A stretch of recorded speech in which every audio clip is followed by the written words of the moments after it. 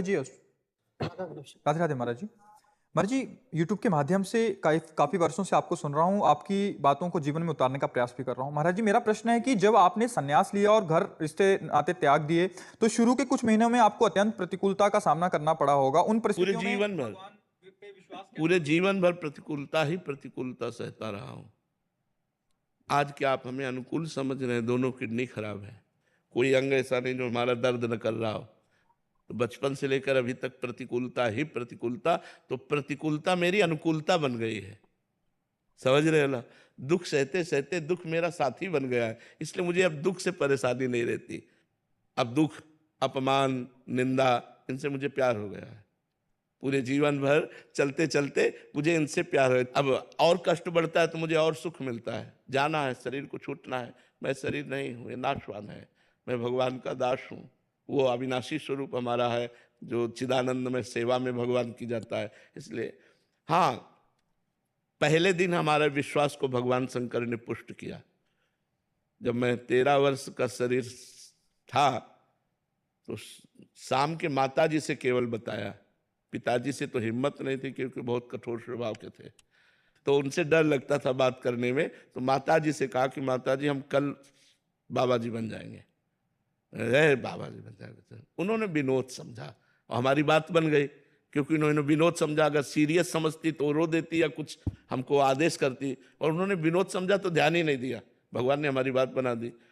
सब सो रहे थे, उठे, पिताजी को मानसिक प्रणाम किया, सैया पर थे, माताजी को प्रणाम किया, भाई बहनों को हाथ जोड़ा, और एक छोटी सी गीता, और एक ब्राह्मण कुल में जन्मे थे इसलिए चटाई, और वो एक लोटा, क्योंकि गायत्री यज्ञोपवीत हो जाता है ना, तो गायत्री के लिए उतना लेकर बस वो फिर घर से भागे। पैजामा कुर्ता या ऐसा पैंट शर्ट, आधा हाफ पैंट या शर्ट या पैजामा कुर्ता क्या था मुझे ध्यान नहीं है उस समय, मतलब गृहस्थी वेश में ही भागे। और 15 किलोमीटर चलने के बाद थक गए, तो एक शंकर जी का मंदिर आता है नंदेश्वर, सरसौल में, सरसौल ब्लॉक में नंदेश्वर महादेव, वहां जंगल में जाकर के रुके। अब जब 12 बजे भूख लगी, क्योंकि सुबह से कुछ ना कुछ घर में मिल जाता था, अब सुबह तो मिला नहीं, चलते चले आए। अब दोपहर के 12 बज गए, भूख लगी, तो पहली बार हमारे मन में प्रश्न उठा कि कैसे जीवन निर्वाह होगा, जीवन निर्वाह कैसे होगा, कहाँ रहेंगे, कहाँ जाओगे। तुरंत हम कहा ये तो हमको परास्त कर देगा प्रश्न। तुरंत उनका भगवान जैसे रखेंगे, हम भूखों मर जाएंगे लेकिन घर नहीं जाएंगे, हर कष्ट सहेंगे। इतने में एक आदमी आ गया, हमारे विश्वास को भगवान ने तुरंत पुष्ट किया। एक आदमी आ गया, उसने कहा बच्चा यहाँ एक सूर स्वामी रहते थे, जानते हो क्या? तो हम कहा हम यहाँ नए आए, हम जानते किसी को नहीं। तो कमंडल खोला और 1 लीटर दही होगा, मीठा दही, गांव के दूध गड़वा का लाल लाल दही, लाल रंग का हो गया। उनका तुम पी लो, अब हम वापस नहीं ले जाएंगे, उनके लिए लाए थे, वो है नहीं तो आप पी लो, वो संत कहीं चले गए होंगे। तो हमें सब कुछ लगे, हम कहा हम क्यों पी ले? बोले नहीं पी लो, महादेव जी की ऐसी इच्छा है। तो उसी लोटे में डाल के 3-4 लोटा निकला, छोटा लोटा था।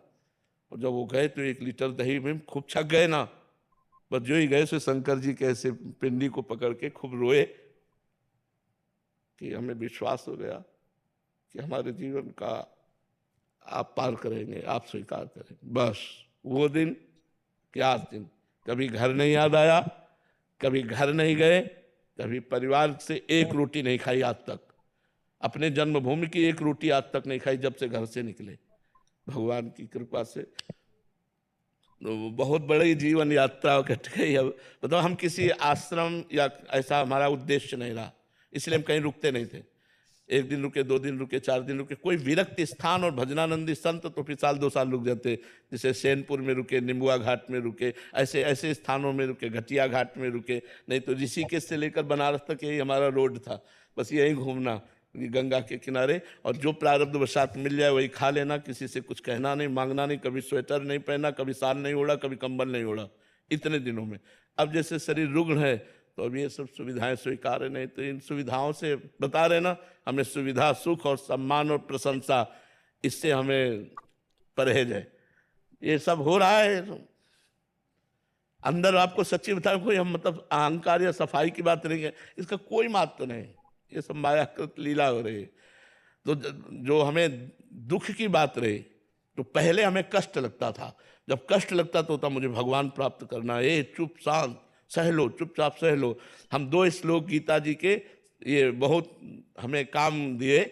पहला, मात्रा स्पर्शास्तु कौन्तेय शीतोष्ण सुख दुखदा आगमा पाइनो अनित्यास्तास्ति तिक्षस्व भारत। और दूसरा, यम ही न व्यथ्यन्ते ते पुरुषम पुरुषर्षभ सम दुखा सुखा धीरम स्वमृतत्वाय कल्पते। जहां हमारा मन हमको विचित करता, सो इन श्लोक और इनका अर्थ विचार करने लगते। भगवान ने कहा, ए चुप शांत सह सह सह सहते सहते सहते सहते भगवान ने श्री धाम वृंदावन का वास देकर अब यहाँ पूर्णता कर दी। अब हमें कुछ नहीं चाहिए। अब हमारे अंदर की कोई सांसारिक मांग नहीं रह गई कि अब हमको ये सुख सुविधा मिले या कुछ। बस एक ही बात रह गई कि मैं प्रभु को कहीं भूल न जाऊं। एक डर बना रहता है, मैं कहीं इस बाजार में अपने प्रभु को न भूल जाऊं। इसलिए उनसे यही प्रार्थना करते रहते कि पूरे जीवन आपके चरणों में गया, अब कहीं आखिरी में लाके ऐसी खंदक में मत डाल देना कि आपको भूल जाए। यश कीर्ति प्रशंसा सब वैभव, कहीं ऐसा न हो नाथ आपको भूल जाए, क्योंकि हमारा लक्ष्य ये नहीं है। हमारा लक्ष्य आप है, आपको कभी भूलूं नहीं। तो दुख तो हमारे जीवन का मित्र रहा है, और वही मित्र हमको भगवान से जोड़ दिया। तो ये जीवन कथा है हमारी, पीछे से लेकर के अभी तक। महाराज जी, हम पर भी दया कीजिए कि हम भी भजन नहीं छूटे हमारा। हाँ, यही सबसे बड़ी बात है, भजन न छूटे, यही सार बात है। सार बात यही कि महाराज जी, संसारिक जीव जो हम जैसे हैं, उनको तो एकांत काटने को दौड़ता है महाराज जी। हमें समाज काटने को दौड़ता है। मैं आपको हमारा मन जो है वो सही पूछो तो आज हमारा मन उस बात को लेकर के ललचाता है जिस बात को भगवान ने हमें पहले दिया था। जो गंगा किनारे का जीवन था उस बात को लेकर ललचाता है, लेकिन अब हम असमर्थ हैं। अगर हमारा शरीर स्वस्थ होता तो आपको सही कहते हैं, ये सौभाग्य आप लोगों को ना मिलता। हमको ये सब